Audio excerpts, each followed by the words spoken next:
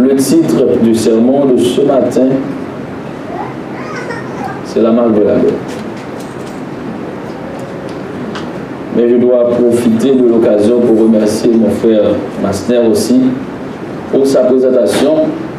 Et je veux lui dire une seule chose. Personne sur la terre n'est grand. Il n'y a que Dieu seulement qui est grand. La marque de la bête pour le sceau de Dieu. Je vous invite à courber la tête pour une invocation. Éternel, nous n'avons rien de bon en nous. Nous reconnaissons notre petitesse et nous reconnaissons aussi que nous sommes des pécheurs. Mais tu t'es donné pour nous. C'est pour cela, alors que tu nous appelles à proclamer ta parole, nous voulons te demander de nous remplir de ton Saint-Esprit. Que nous puissions parler par ton Saint-Esprit et que chaque personne ici présente soit édifiée à sa vie. Bénis-nous de toutes sortes de bénédictions. En Jésus, nous te prions, qui veut qui règne au siècle des siècles. Le livre d'Apocalypse est le dernier livre du Nouveau Testament, comme son nom l'indique. C'est la révélation de Jésus-Christ communiquée de façon surnaturelle à l'auteur par le Christ exalté, des anges et des visions.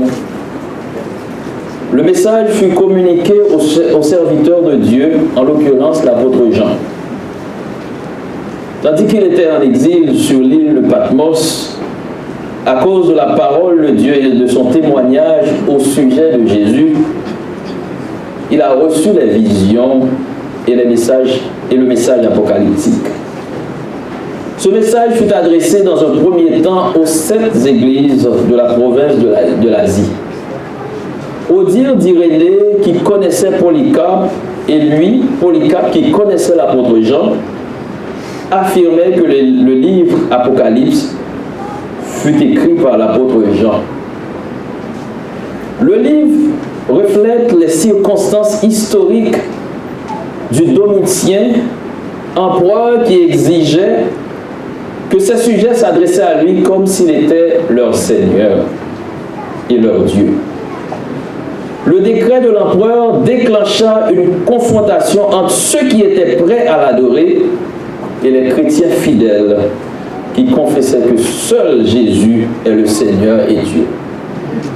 En conséquence, le livre fut rédigé à une époque où les chrétiens subissaient une vague de persécution sévère à cause de la parole de leur témoignage. Une situation qui est sans l'ombre d'un doute la toile de fond sur laquelle se dessine la trame de l'Apocalypse. Apocalypse 19, le verset 19 nous dit « Écris donc les choses que tu as vues, et celles qui sont, et celles qui doivent arriver après elles. » Le but du livre d'Apocalypse est triple. Les lettres adressées aux 7 églises révèlent que plusieurs de ces églises déviaient des normes apostoliques, néo-testamentaires de vérité et de vertu. Jean se fait le porte-parole de Christ pour réprimander sur leurs compromis et leurs péchés. Il les appelait à la repentance et à un retour à leur premier amour. Aujourd'hui, n'avons-nous pas besoin de retourner sur nos anciens sentiers, de revenir à notre premier amour?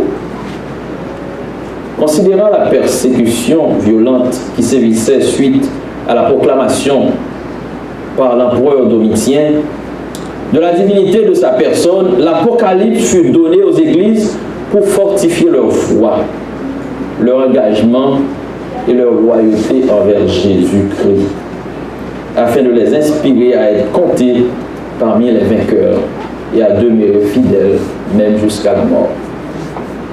Enfin, le livre fut écrit pour donner aux croyants de toutes les générations une perspective divine sur le combat constant qu'il livre contre les forces du mal jusqu'au second retour de Christ. Mais Christ a déjà remporté la victoire pour nous Il suffit de rester attaché à lui, frères et sœurs. Amen. Apocalypse, chapitre 13, versets 16 à 18. Je lis pour vous. Et elle fit que tous, petits et grands, riches et pauvres, libres et esclaves, reçussent une marque sur leur main droite ou sur leur front. Le verset 17. Et que personne ne put acheter ni vendre sans avoir la marque, le nom de la bête ou le nombre de son nom.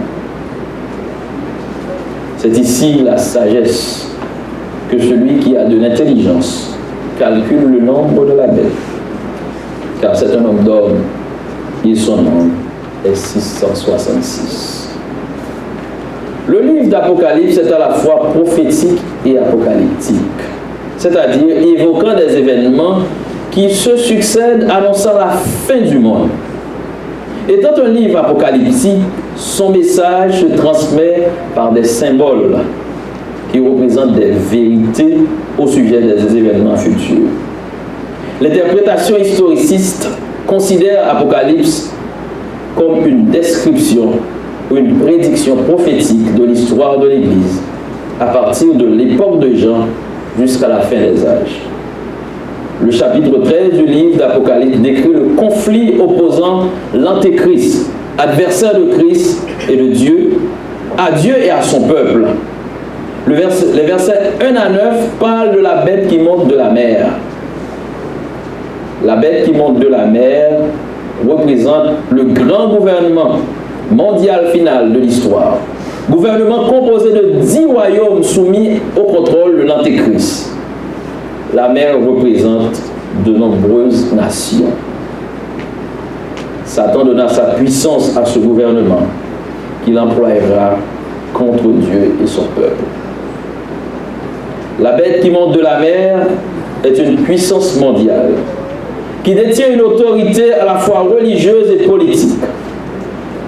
En 533 de notre ère, l'empereur romain Justinien fit un décret qui nommait l'évêque de Rome le chef de toutes les églises. Les versets 11 à 18 présentent la bête qui monte de la terre et en 2 cornes semblables à celles d'un agneau et parlait comme un dragon.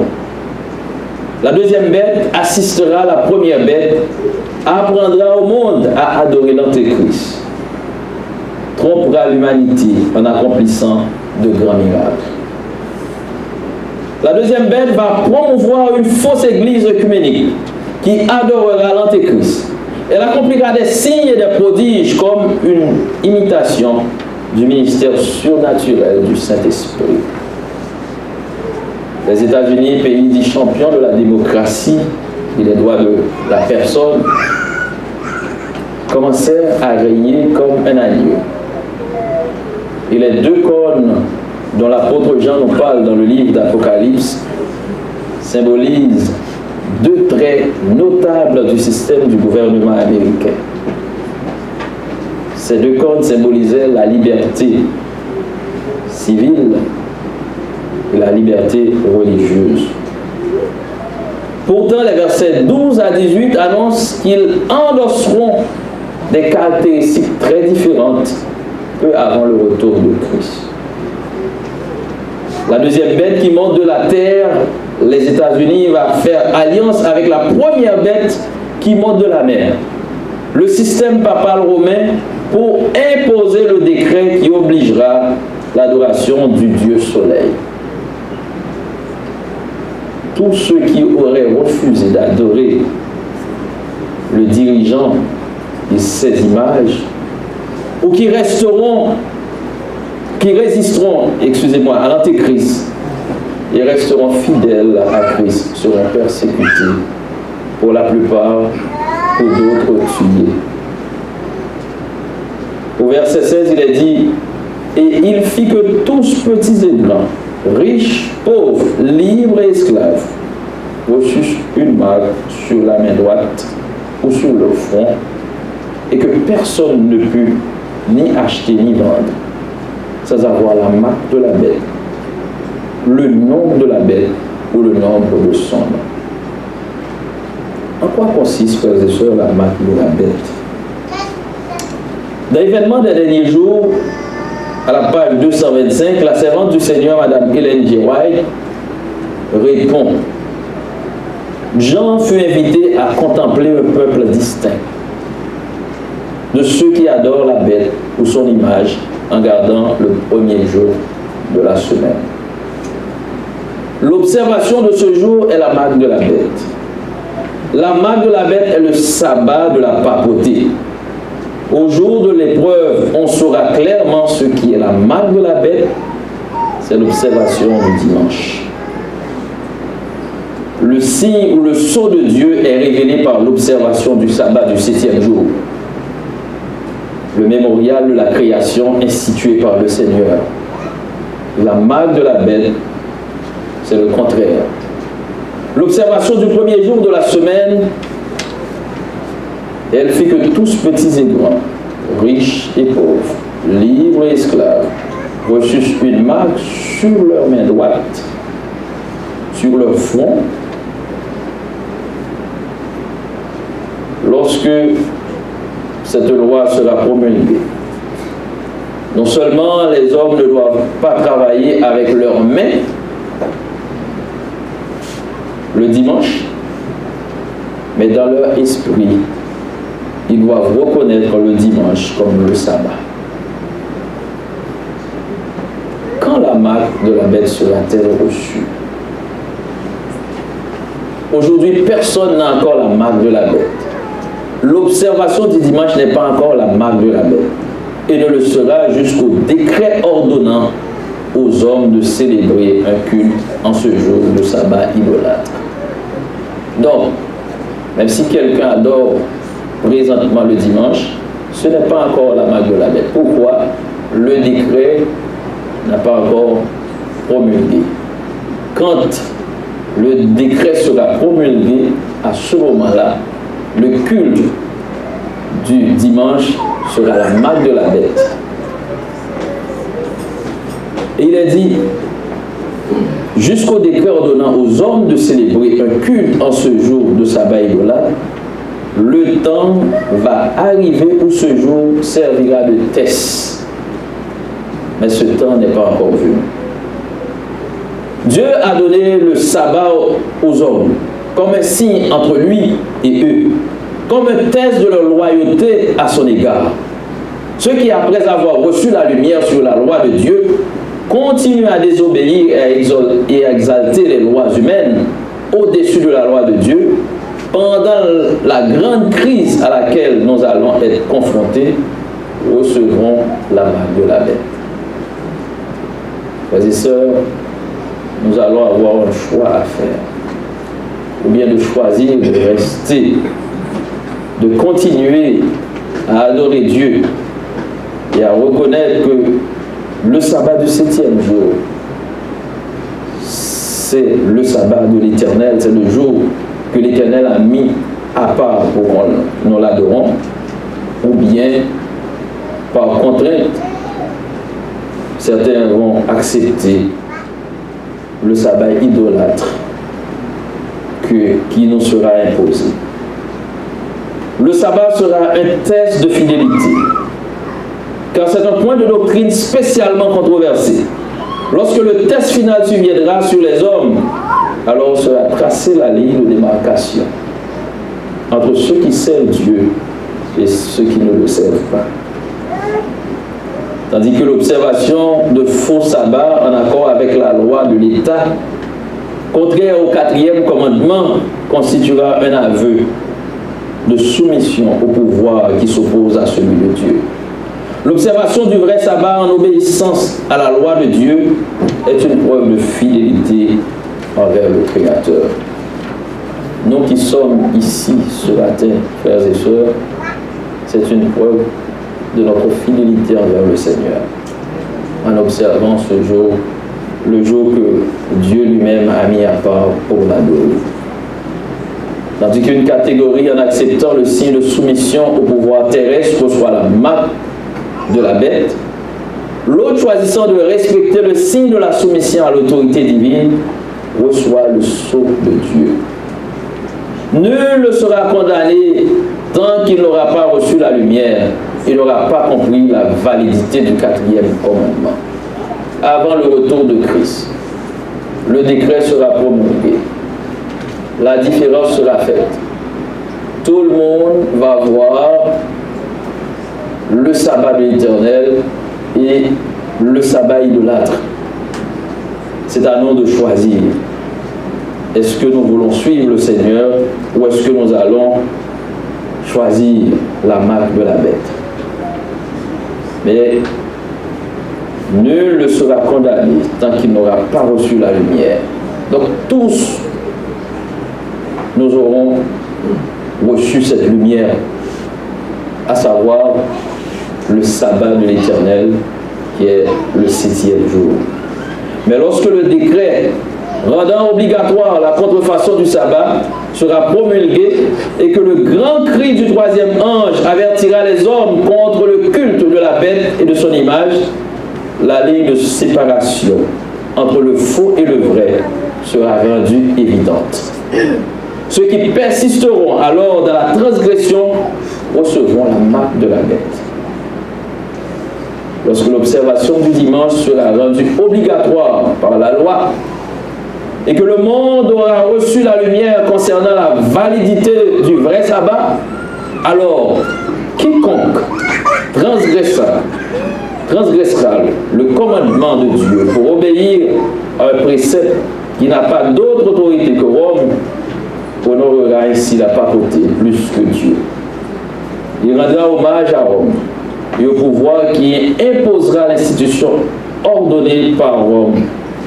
Il adorera alors la bête et son image.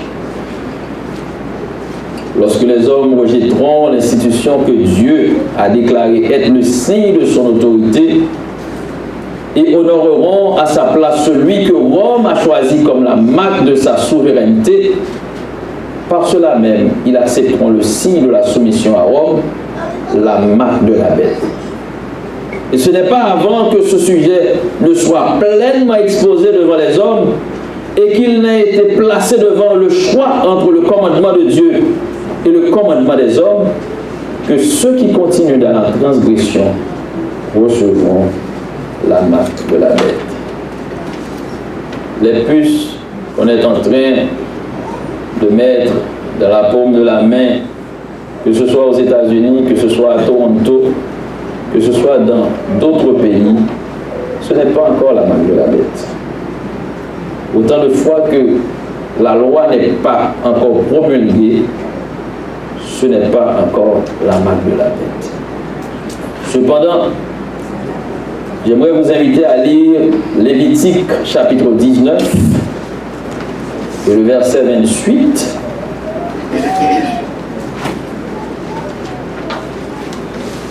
Lévitique chapitre 19, le verset 28.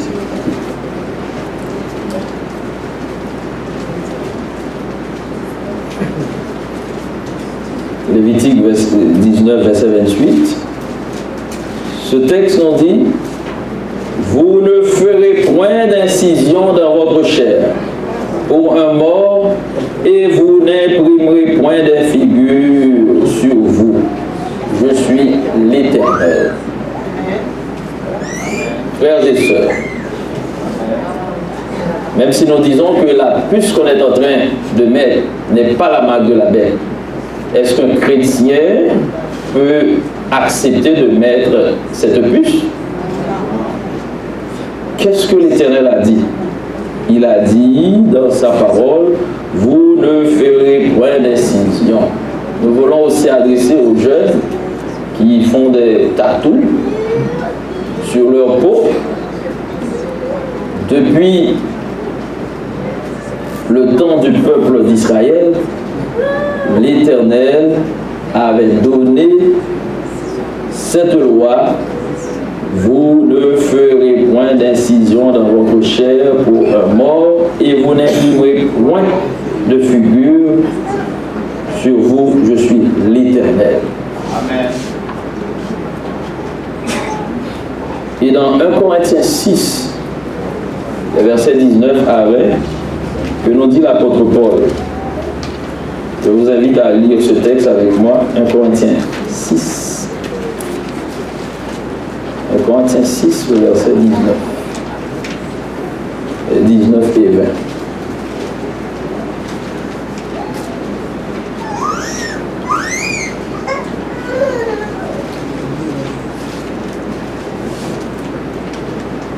Ne savez-vous pas que votre corps est le temple du Saint-Esprit qui est en vous, que vous avez reçu de Dieu et que vous ne vous appartenez point à vous-même, car vous avez été rachetés à un grand prix.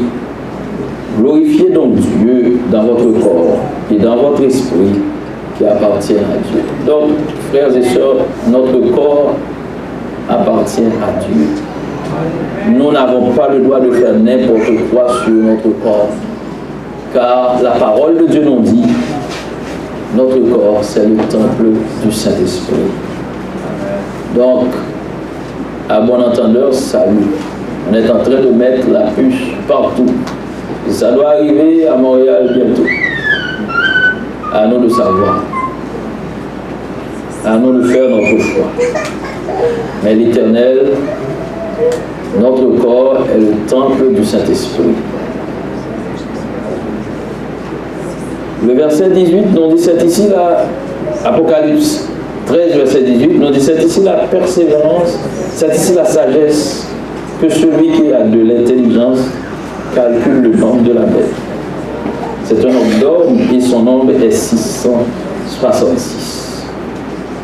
Le fameux Vicarius Filii Dei, vicaire du Fils de Dieu. En quoi consiste le sceau de Dieu? Madame White, aussi dans l'événement des derniers jours, à la page 221, nous dit, aussitôt que chaque membre du peuple de Dieu sera marqué sur son front, il ne s'agit pas d'un sceau ou d'une marque visible, mais d'une pratique quotidienne de la vérité, à la fois sur le plan intellectuel et spirituel, de sorte qu'on ne peut plus s'en écarter aussitôt que le peuple de Dieu sera scellé et préparé pour le crible. Alors, il viendra. En fait, cette phase a déjà commencé. Le sceau du Dieu vivant est placé sur ceux qui gardent consciencieusement le sabbat du 7e jour, le sabbat du Seigneur. Ceux qui veulent porter le sceau de Dieu sur leur front doivent garder le sabbat du 4e commandement. Ce sera déterminant au dernier jour, frères et sœurs. La véritable observation du sabbat est le signe de loyauté envers Dieu. Seul parmi les 10 commandements de Dieu, le 4e contient le sceau du grand législateur, le créateur des cieux et de la terre. Le respect du mémorial du Seigneur, le sabbat institué en Éden, le sabbat du 7e jour est le test de notre loyauté envers Dieu. Une marque placée sur chaque membre du peuple de Dieu. De même qu'un signe était placé sur les portes des Hébreux afin de préserver le peuple de la ruine générale. Dieu déclare, et je cite, « Je leur donnais mes sabbats comme un signe entre moi et eux, pour qu'ils connussent que je suis l'Éternel, qui les sanctifie. » Exode 31, le verset 13. Le sceau de Dieu, du Dieu vivant, sera placé seulement sur ceux qui ressemblent à Christ par le caractère. Ceux qui reçoivent le sceau du Dieu vivant et sont protégés pendant les temps de trouble doivent refléter l'image de Jésus-Christ. Le sceau de Dieu ne sera jamais apposé sur le front d'un homme ou d'une femme impure.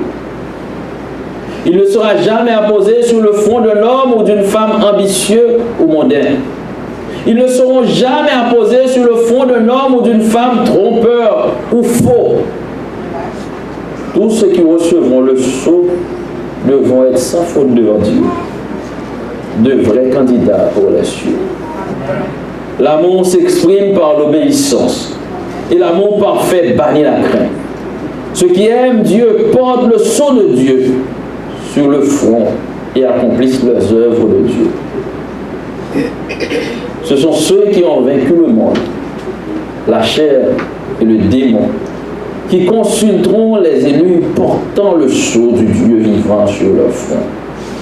Dans peu de temps, frères et sœurs, tout enfant de Dieu sera scellé.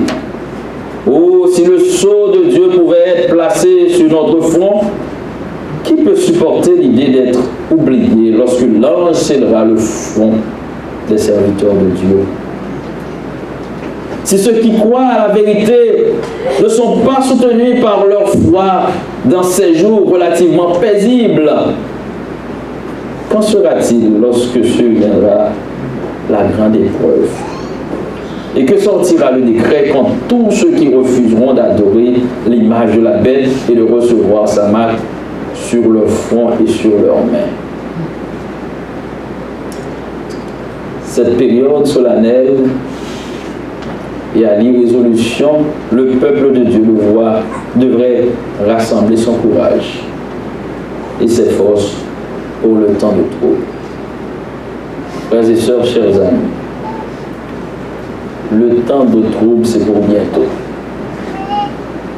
Et c'est maintenant que nous devrions prendre position pour Dieu. Dans la préparation pour la crise finale, Madame Ellen G. White déclare: afin de préparer ses enfants pour le temps de détresse, Dieu désire apposer sur eux le sceau de sa perfection. Ce scellement est en cours et sera bientôt achevé. En réalité, il commence avec la conversion et s'achève à la fin du temps de grâce de chaque croyant. Si je meurs aujourd'hui, le temps de grâce est fini pour moi. Et Moïse, qui a trouvé la mort vendredi dernier, ne savait pas s'il allait mourir. Il venait tout juste d'ouvrir le sabbat avec ses enfants. Et quelques minutes après, il est mort. Nous ne savons pas combien de temps qu'il nous reste à vivre sur cette terre, frères et sœurs. C'est maintenant que nous devrions agir. C'est maintenant que nous devrions avoir une relation avec Dieu. Si nous faisons toutes sortes de choses pendant les heures sacrées du sabbat, eh bien, quand la loi du dimanche sera promulguée, nous serons à l'aise de faire toutes sortes de choses pendant le sabbat. C'est maintenant que nous devrions prendre la détermination, non pas d'être seulement ici chaque samedi, mais de respecter le sabbat de l'Éternel.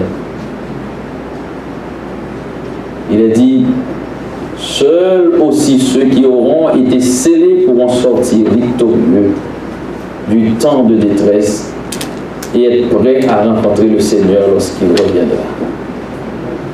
Cette préparation consiste à se purifier du péché et à remporter la victoire sur chaque défaut. Chers amis, frères et sœurs, seuls ceux qui ressemblent à Christ, par le caractère, recevront le sceau de Dieu. En sorte que le fait d'être ici en ce sabbat matin ne signifie pas que nous sommes scellés. Le sabbat est un signe entre Dieu et ses enfants. Cependant, si nous sommes dans le sabbat, si nous venons à l'église chaque sabbat, mais nous restons hypocrites, orgueilleux, ne pouvant distinguer le bien du mal, nous sommes égoïstes, pensant que nos désirs sont des hommes. Nous sommes idolâtres, menteurs, calomniateurs, adultères, irrespectueux. Même si nous venons ici chaque sabbat, notre scellement n'est pas garanti. Je vous invite chacun à s'apitoyer sur votre sort, à savoir si chacun de nous est prêt à recevoir le sceau de Dieu. Tandis que nous sommes ici, le jugement investigatif a débuté en 1844. Et le Seigneur est en train de passer en revue son peuple. Et maintenant, dans le livre de Dieu, c'est quoi qu'il y a pour moi? Est-ce que je suis prêt à recevoir le sceau de Dieu? Est-ce que le sceau de Dieu est sur moi? Est-ce que le sceau de Dieu est sur mon front? Je vous invite à vous poser cette question. Quand les enfants de Dieu seront scellés, il y aura deux camps. Le camp de Dieu vivant et le camp de Satan. C'est maintenant de faire votre choix. Nous approchons à grands pas de la fin de notre pèlerinage terrestre. Les nouvelles nous disent que nous sommes vraiment à la fin des temps. Et vous savez quand est-ce que la fin des temps a débuté? C'est au 1er siècle avec les premiers chrétiens. Donc nous pouvons dire que nous sommes à la fin de la fin des temps. Tandis que nous approchons vers la fin de notre pèlerinage terrestre, il y aura la marque de la bête. Il y aura le sceau de Dieu. Depuis le péché de nos premiers parents, il y a deux camps. Dans quel camp êtes-vous ce matin? Je ne vous demande pas dans quel camp vous pensez que vous êtes de par votre comportement, de l'importance que vous accordez aux choses sacrées, de votre manière de vivre avec les frères et les sœurs. Dans quel camp êtes-vous ce matin? Ceux qui étaient parents au sein d'une même famille seront séparés.